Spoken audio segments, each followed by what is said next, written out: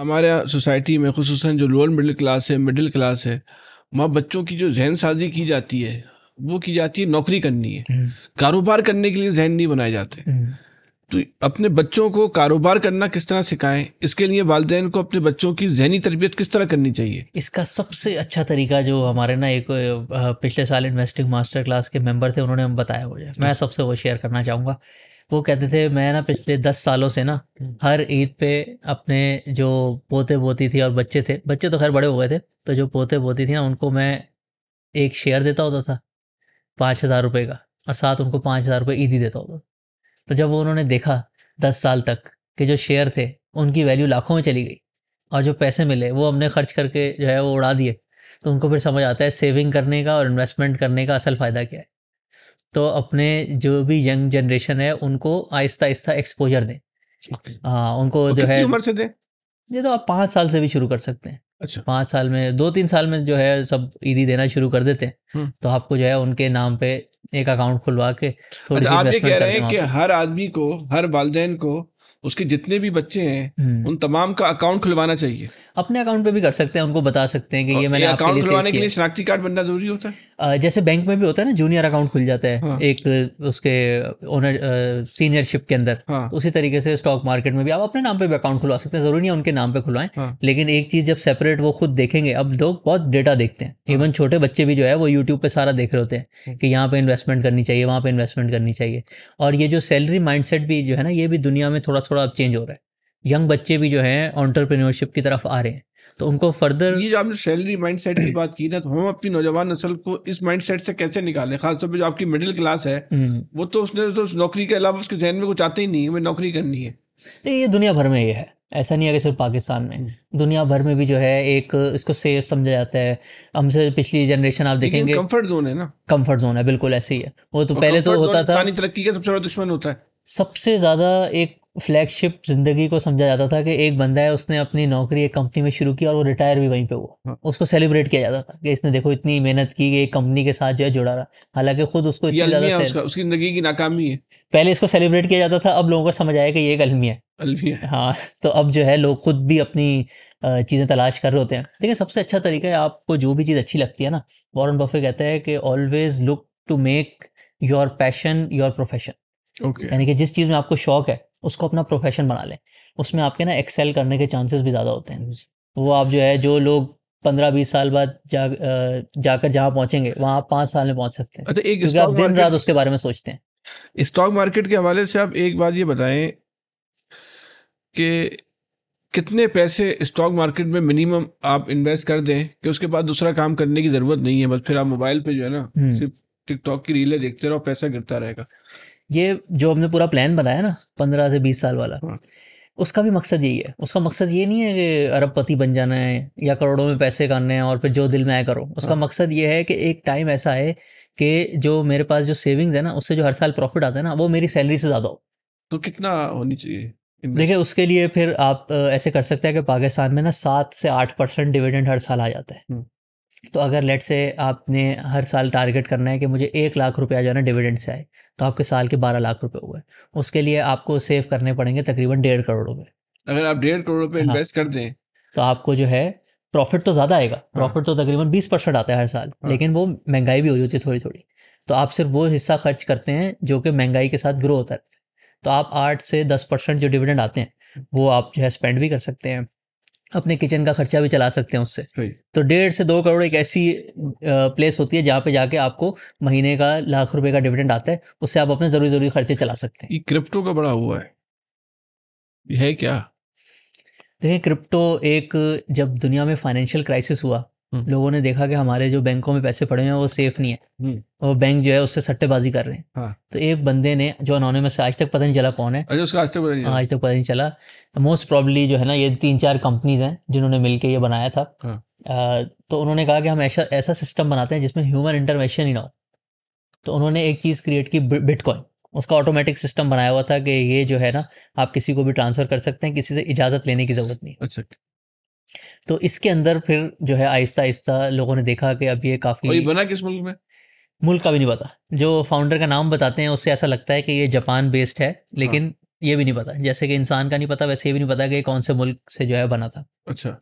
लेकिन अगेन देखें, और इसका आगाज कब से हुआ? 2008 2008 और 2009 ठीक है। उसमें जो है इसका वाइट पेपर लिखा गया था। उसमें पूरा एक्सप्लेन किया कि हम लोग बैंकों को ट्रस्ट नहीं करते, फाइनेंशियल सिस्टम को ट्रस्ट नहीं करते, ये जो है इन्फ्लेशन क्रिएट करते हैं, हम लोग एक ऐसी करेंसी बनाएंगे जिसकी जो सप्लाई है ना वो लिमिटेड है, अच्छा। ताकि ये इस टाइम के साथ अपनी वैल्यू ना तो लूज दुनिया करे। में कहीं क्रिप्टो पे खरीदारी होती है, लेकिन अगेन वो यही होता है कि आपके जो भी होते हैं वो उस वक्त उसको सेल कर देते हैं, उसको डॉलर में कन्वर्ट कर लेते हैं और वो पैसे जो है उसके पास अभी चले। क्या पोजीशन है क्रिप्टो की, और खासतौर पर पाकिस्तान के तनाजुर में? देखिए, पाकिस्तान में बहुत सारी खबरें आती हैं कि इसको लीगलाइज कर रहे हैं। सरमायाकारी करनी चाहिए लोगों को क्रिप्टो में? बहुत छोटा सा हिस्सा, अगर आपको ऐसा लगता है कि ये एक ऐसी चीज़ है जो कि फ्यूचर में बहुत ज़्यादा वेल्थ क्रिएट कर सकती है, तो आप एक छोटा सा हिस्सा आप तो इसमें कर दुनिया सकते भर के कारोबार को स्टडी करते हैं, मुस्तकबिल के कारोबार पे नजर रखते हैं, आपके ख्याल में क्रिप्टो का मुस्तकबिल है? नहीं, मेरे हिसाब से बहुत रिस्की है, क्योंकि आप रिस्की? पिछले 200-300 साल की हिस्ट्री उठा के देख लेंगे ना, कोई भी बड़ा एम्पायर हो, वो मुग़ल एम्पायर हो या वो उसके बाद के ये जो सारे ब्रिटिश रूल, नेदरलैंड का रूल,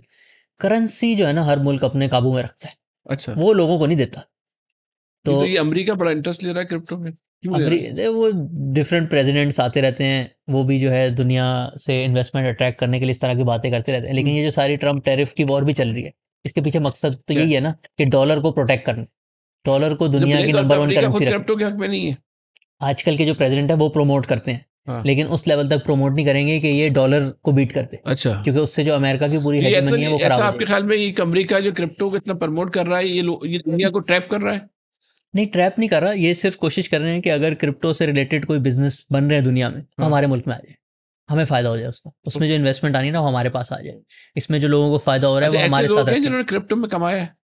हमारे पास आते हैं काफ़ी लोग जो कहते हैं कि हमने इससे थोड़ा बहुत कमाया भी है। 80% लोग तो वो आते हैं जिनका नुकसान हो गया होता है, लेकिन कभी कभी 20% लोग जो आते हैं जिनका फ़ायदा हो जाता है। नहीं, ऐसे लोग हैं करोड़ों रुपए कमाए हो क्रिप्टो से? बिल्कुल, बताते तो हैं लोग, और जिस तरह से उसकी प्राइस बढ़ी है ऐसा होगा, कुछ लोगों ने कमाया भी होगा, वही ट्रेडिंग वाली परसेंटेज होगी, 5% लोगों ने कमाया होगा, 95% का नुकसान हो गया होगा।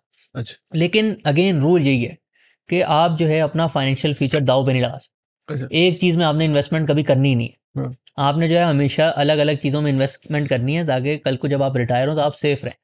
तो आप थोड़ा सा पोर्शन अगर आपको लगता है क्रिप्टो में इन्वेस्ट कर सकते हैं, लेकिन ट्रैक रिकॉर्ड यही बताता है कि जो भी बड़े मुल्क होते हैं दुनिया के, वो कोई भी चीज़ अगर उनको आके थ्रेटन करती है तो वो उसको फिर जो है वो उसके अगेंस्ट काम करते हैं। आपकी जो आज की गुफ्तगू है उसका हासिल ये है कि आप कम कमाते हैं या ज़्यादा कमाते हैं, आपने एक तो सरमायाकारी ज़रूर करनी है, चाहे आप 100 रुपये बचा के करें या 1 लाख रुपये बचा के करें, लेकिन और उस सरमायाकारी को भी आपने जो है ना एक साथ नहीं करना, तोड़ तोड़ के करना है, 10 मुख्तलिफ शोबों में करना है।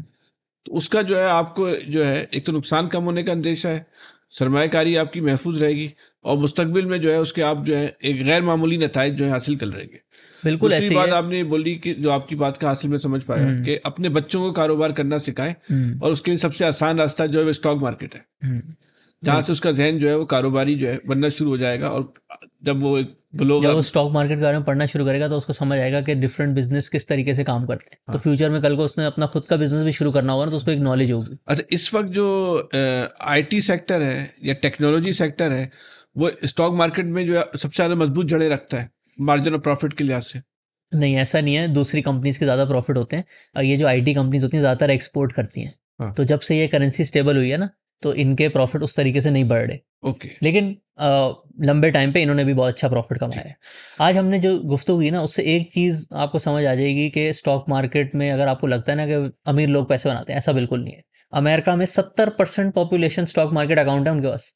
70% पॉपुलेशन तो अमीर नहीं हो सकती ना किसी भी मुल्क की। ना करें यार। हर बंदा जो है ना इंडिया में 10% तक पहुंच गया। और पाकिस्तान में तो 0.1% भी नहीं है। नहीं करें यार। अच्छा। लेकिन यही चीज़ तो चेंज होगी आगे, जैसे जैसे नए लोग आते हैं और लोगों को बताते हैं।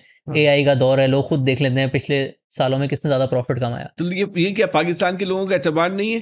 पाकिस्तान के लोग ने उसकी शक्ल इतनी बिगाड़ दी है? नहीं, खुद पाकिस्तानी लोग जो है ना वो सोचते हैं कि अगर मुल्क के हालात ऊपर नीचे होते रहते हैं ना, तो जो ज़मीन होती है ना वो सबसे सिक्योर होती है। उधर मैं जा भी सकता हूँ, उधर जाके देख भी सकता हूँ उधर कोई कब्जा कर रहा है कि नहीं। लेकिन रिकॉर्ड आपको बता रहा है कि सबसे ज़्यादा प्रॉफिट जो है ना वो बिजनेस ओनर कमाते हैं। बिजनेस ओनर के साथ आप जब प्रॉफिट की पार्टनरशिप करेंगे तो आप भी अपना फाइनेंशियल फ्यूचर सिक्योर कर लेंगे। तो आप 30,000 की नौकरी है, 50,000 की नौकरी है या 5 लाख की, हर किसी को जो है ना, आप जो है बिजनेस ओनर के साथ इन्वेस्टमेंट का तरीका सिखाते हैं, लेकिन आप बिजनेस ओनर बनाना क्यों नहीं सिखाते? जब आप उनके साथ पार्टनरशिप करेंगे और आपको खुद बिजनेस करना आ जाएगा, अब उनके बिजनेस को समझ जाएंगे, तो फ्यूचर में आप खुद भी बिजनेस कर सकते हैं। तो एक टाइम आता है जो बड़े इन्वेस्टर होते हैं ना स्टॉक मार्केट के, पाकिस्तान में भी ऐसे, जैसे आपने एग्जांपल ली, पहले वो स्टॉक मार्केट के थ्रू कमाते हैं, ठीक है, फिर जब उनके पास इतना ज़्यादा सरमाया आ जाता है, फिर वो अपना बिजनेस स्टार्ट कर देते हैं। ठीक है। तो आपकी मैं और अब्दुल साहब कुछ और आप कहना चाहेंगे तो? मैं सिर्फ यही सबसे कहना चाहूँगा कि आपने बहुत ज़्यादा पॉडकास्ट देखे होंगे, डिस्कशन देखे होंगे आजकल, बल्कि यूट्यूब पे फाइनेंशियल फ्रीडम और फाइनेंशियल लिटरेसी जो है ना, इसका टॉपिक बहुत ट्रेंड भी कर रहा है। तो हर बंदा जो है ना आजकल सोचता है कि इन्फ्लेशन को किस तरीके से फाइट करना है, अपनी एक सरमायाकारी करनी है, एक पोर्टफोलियो बनाना है जिससे वो फ्री हो जाए। तो आप सब ने एक प्लान बनाना है 10-15 साल का, कि जिसके एंड में आपका जो सेविंग्स है ना, वो आपको उतना कमा के दे जितने आपकी सैलरी कमा के। बिल्कुल ठीक। फिर आप जो है ना अपनी ज़िंदगी में फ्री हो जाएंगे, इंजॉय भी कर सकते हैं, अपना बिजनेस भी कर सकते हैं और नई अपॉर्चुनिटीज़ को एक्सप्लोर कर सकते हैं।